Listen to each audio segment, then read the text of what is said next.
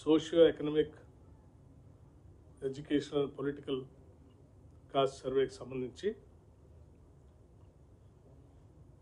మీ అందరికీ గతంలో ధన్యవాదాలు ఒకసారి చెప్పాను. తగిన ప్రాచుర్యం కల్పించి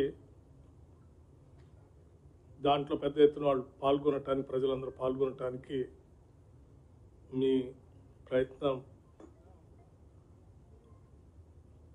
మరోలేదు. అందులో భాగంగానే రాష్ట్ర శాసనసభలో జరిగినటువంటి సర్వేకి సంబంధించి స్పష్టంగా శాసనసభలో లెక్కలతో సహా గౌరవ రాష్ట్ర ముఖ్యమంత్రి వర్యులు రేవంత్ రెడ్డి గారు సభ దృష్టికి తీసుకురావటం, దానిపైన సభలో చర్చ కూడా జరగటం మనందరికీ తెలిసిందే. ప్రధానంగా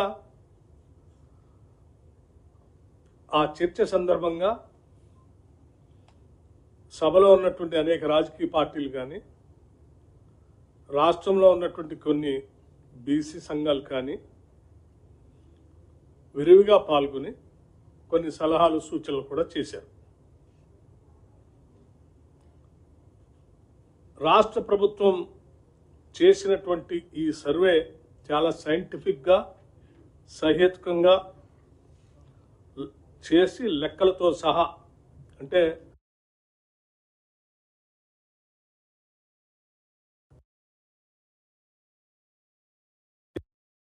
పెట్టి డిస్ట్రిక్ట్ లెవెల్లో కలెక్టర్లని, అడిషనల్ కలెక్టర్లని బాధ్యులుగా పెట్టి స్పష్టంగా ఈ దేశ చరిత్రలో ఇంతవరకు ఎక్కడా జరగనట్టుగా మొట్టమొదటిసారి తెలంగాణ రాష్ట్రంలో చేసి ఈ లెక్కల్ని శాసనసభలో ప్రవేశపెట్టడం జరిగింది.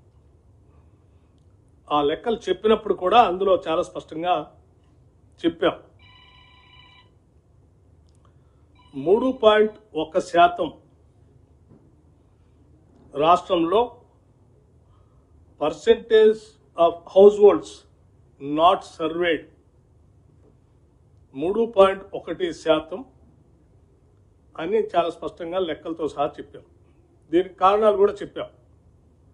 కొద్దిమంది ఉద్దేశపూర్వకంగా లెక్కలు ఇవ్వటానికి ముందుకు రాలేదు.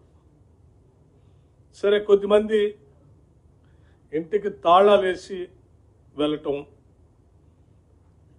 ఇట్లా జరిగినటువంటి ఈ సంఘటనల వల్ల 3.1% మిగిలిపోయారు అని చెప్పినప్పుడు కొంతమంది ఆ మిగిలిపోయినటువంటి వాళ్ళు ఎవరు అని అడిగితే కూడా లెక్కలతో సహా చెప్పాం.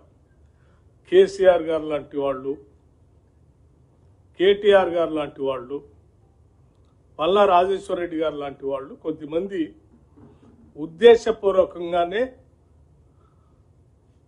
ఈ సర్వేకి సహకరించకుండా దూరం ఉన్నారు.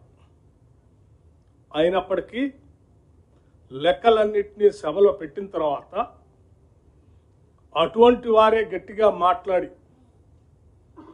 ఇలా మిగిలిపోయినటువంటి వాళ్ళకి మరొకసారి అవకాశం ఇవ్వచ్చు కదా, ఇస్తే మేము ఇస్తాం కదా అని సభలో బయట చెప్పడం జరిగింది. దీన్ని లోతుగా ఆలోచన చేసి రాష్ట్ర ప్రభుత్వం పరిశీలన చేసి ఆ మిగిలిపోయినటువంటి 3.1% ఏ హౌస్ హోల్డ్స్ ఎన్యూమరేషన్లోకి రాకుండా ఉన్నటువంటి వాళ్ళు ఈరోజు మేము ఇస్తామని ముందుకు వస్తూ ఉన్నారు. కాబట్టి వారి కోసం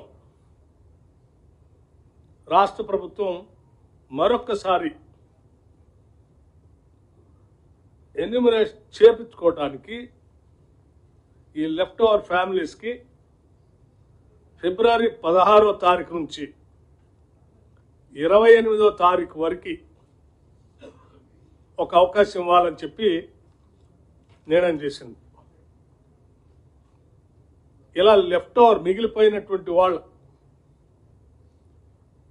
టోల్ ఫ్రీ నెంబర్ కూడా రాష్ట్ర ప్రభుత్వం నుంచి అనౌన్స్ చేస్తా ఉన్నాం.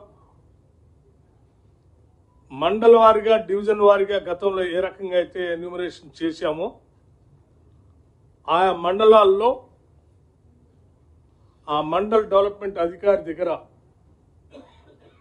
ప్రజాపాలన సందర్భంగా ఏర్పాటు చేసిన వ్యవస్థలో అక్కడ తిరిగి ఆ మిగిలిపోయినటువంటి వాళ్ళు ఎవరైనా వస్తే వచ్చి అక్కడ అప్లికేషన్స్ ఇవ్వచ్చు. అట్లాగే ఆన్లైన్లో కూడా దీన్ని ఉంచుతూ ఉన్నాం. 3 రకాలైనటువంటి మార్గాలు వెసులుబాటు కల్పిస్తూ ఉన్నాం. ఒకటి టోల్ ఫ్రీ ద్వారా వారు కాల్ చేస్తే వారి నెంబరు పర్టికులర్స్ ఇస్తే ఇంటికి వాళ్ళు వెళ్ళి ఎన్యూమరేట్ చేసుకుంటారు.